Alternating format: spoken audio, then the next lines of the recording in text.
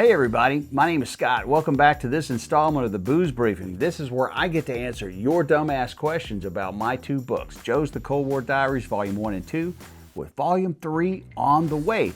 And remember guys, every book we sell helps raise money and awareness for American Gold Star mothers, a cause near and dear to my heart. And after you read about their mission, hopefully you'll feel the same way. And where can you get the books? Amazon! That's right, Amazon. So check it out. If you're a veteran, you want some funny ass stories about shit we got up to back in the old days overseas, check them out. It's good stuff. All right, so email above my head. You got any questions, drink recommendations? Send them to me. Shoot it to me at the email address above, and I will do my best to accommodate you. The pour of the day is Blade and Bow, right here, from the Stitzel-Weller Distillery out of Louisville, Kentucky. You may notice that I have a pour in front of me already, or a partial pour. This is because I've already had several, or two pours of this. Problem is I recorded this and the fucking microphone wasn't on, so now I got to redo it again. All right, so bear with me. So yeah, this is about 90, I think it's 91 proof. Yeah, 45 and a half, so 91 proof. Kentucky straight bourbon whiskey. Really interesting story about Blade and Bow. You can check them out online, but I want to show you this. They come with these cool keys, which you can see here tied in a lark's head hitch around the bottle. You get these keys from them, and there are 5 keys. Each is numbered. You probably can't see it from here, but there's a little number there on the end of the key. This is key number 4. If you collect all 5 keys, you can send them off, and you can get an engraved, I think it's brass or copper, mint julep cup or julep cup. You'll get that sent to you with your name on it, engraved in it. Very, very cool. So you'll go to your liquor store. The good news is these keys are hanging off the edge of the bottle, right? So you can kind of go, oh, I need key number 3. You can kind of flip, sift through the bottles, try to find the key that you need. But it's really cool. It's called the 5 Keys Club. But I do have a problem with this, and this is kind of fucked up. And this is not about Blade and Bow. This is more of just like, I don't know, state laws in general. All right, so you can go to your store. Like I live in Georgia, so I go to the store and I get a bottle of Blade and Bow. I get key number 4, and I go online, what's this key? And it says here on the bottle about the 5 Keys Club. So I'll go and look it up. Oh, you get 5 keys, you get an engraved cup. Great. Then I read the fine print. They don't ship those cups to like 20 fucking states, including Georgia. And I'm sitting here going, what? That makes like 0 sense, right? So I'm trying to figure out why this is. So I started doing a little research. It's not a liquor law, because clearly I'm buying the bottle, right down the street here. So the state's getting their tax money on it. I mean, don't even get me started about liquor tax laws. It's whatever. It is what it is. But Georgia's getting paid for this. It's a liquor marketing law. So let me get this straight. I buy the bottles here. I go to the store. Let's say I get lucky and I get 5 bottles. I got 5 keys. I paid Georgia their tax on the booze, right? So to get the cup, I've got to send it in, send a different address to send it to a buddy of mine who can then mail it down here. A cup. If you're an attorney or you're in the any state government level or whatever, and you've got some insights on this, please, for the love of Christ, send me an email. Let me know what the hell that shit's all about. I don't get it. Anyway, the challenge is still going on. If you haven't been tuning in, if we get to 1,000 subscribers on either Facebook or YouTube, not both combined, whichever one hits it first. The Facebook's got far more right now. It's, we're halfway there. I'm going to open up and eat, or attempt to eat, this 1988 potatoes au gratin side item from an MRE that was one of the last MREs that I had in the service. I did not eat the potatoes, and it was at the bottom of my rucksack when I got out. And I've had it ever since. This thing's been stored improperly for 38 years in the heat, in the cold, everything. It's been knocked around, dragged around. Believe me, I'm kind of looking forward to opening it just out of morbid curiosity, but I'm not necessarily looking forward to putting a fork in it. So, at any rate, if you want to see me eat that or attempt to eat it, give us a subscribe, man. Click the button. Send it to your buddies, man. Say, hey, you got to check this out. This dude's going to eat this shit. Do it, okay? Do it, or you're a wuss. That's all I got to say. Now, let me say this.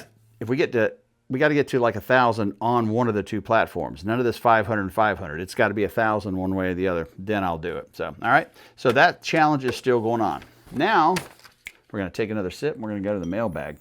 I kind of like doing these shows after I've already had some of this. It's a lot more fun for me, to be honest with you. You've got fucking mail, all right. bitch. Mailbag. Just got a mail here, an email from Ram Jam Mike. Hey Scott, I just finished both books and thought I'd reach out to you. Funny shit. I was over at Harvey Barracks in Kitzingen with 164 armor about the same time you were over in 364 in Schweifer. So reading your stuff felt like looking through somebody else's old photo album, and I still recognized everybody.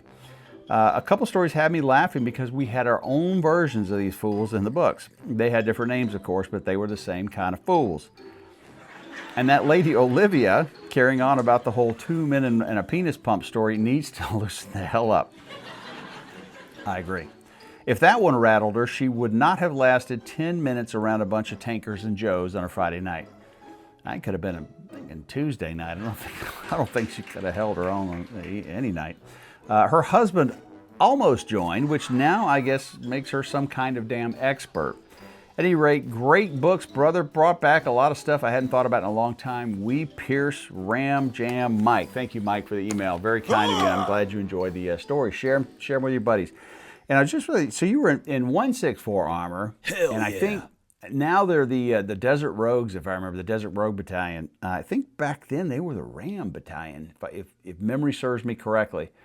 The Ram Battalion. If you guys know, if you were over in Kitzingen with 164, I think you're the Ram Battalion. Somebody hit me up and let me know if that's the case. So, yeah. I'm going to have another drink. Why? Because it's my fucking show. That's why. Hey, if you're drinking with me, even more, right? That's even better. Blade and bow. They even have the 5 keys right here on the label. 5 Keys Club, yeah.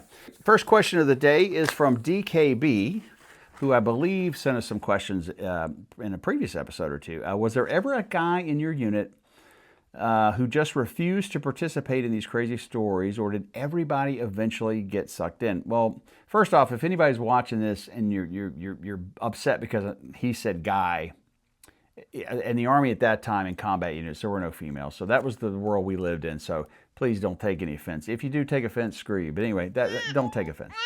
No, I don't think, no, everybody didn't get sucked in for sure.